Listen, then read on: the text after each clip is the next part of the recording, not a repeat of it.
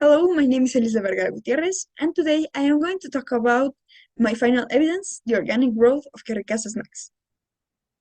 QuericasSnacks is a Mexican company that specializes in the organic and healthy snack sector. This company has 4 product lines, of which the one with the largest profit gross margin in 2021 was hibiscus salsa, followed by agave syrup, spicy cranberries, and hot lentils. It is important to note that even though hibiscus salsa is the most profitable line out of the 4, it was also the one with the least participation in sales in 2021.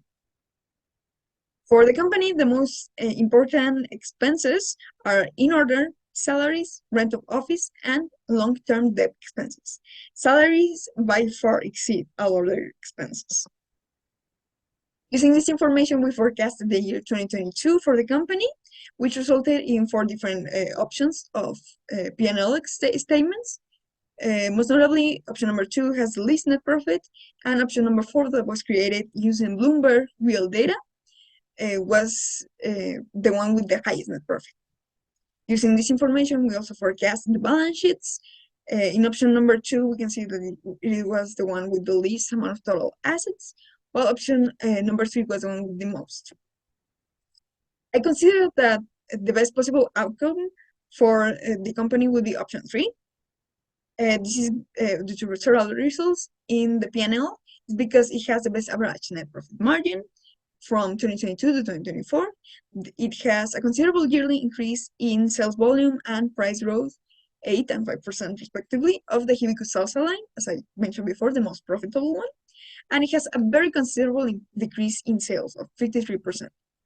Why I also think it's the best balance sheet option is because it has the highest amount of assets, has the lowest debt ratio, which is 0.43 in comparison to 0.56 in 2021, and which helps the company regain some of that autonomy, financial autonomy, and it has the high return on equity to pair with that, which is of 24% in 2022, which helps attract investors to finance this new structure.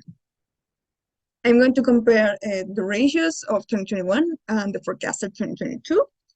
Let's start with profitability. We can see that profitability ratios increase and improve from one year to the other by a lot, 170% increase in average of increase between all these 4 ratios.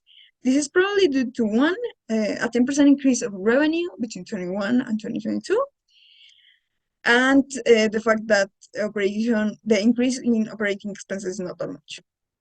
Now going into efficiency, the company already has very decent efficiency ratios, and the asset turnover ratio even improved in 2022, but the inventory efficiency kind of decreased because possibly the inventory is being held for more days, or there is an inefficient purchase of end-of-year inventories. Going into liquidity, the company has a very acceptable liquidity. It does not exceed their current liabilities by too much. However, it is increasing into an amount that is kind of alarming, that it could be too much in the future. And this is probably due to the high inventories and the inventory inefficiency that I mentioned before, and the fact that probably the company has to keep a lot of cash at the end of the year due to a seasonal dip in healthy food spending, according to Technique Retail magazine. Then there is the leverage. We can see that the company has there's very little change in leverage between the 2 years. However, it is considered still below normal amount in comparison to its competitor, General Mills, and the slight decrease probably due to the fact that there is increase in debt with liquidity that doesn't move much.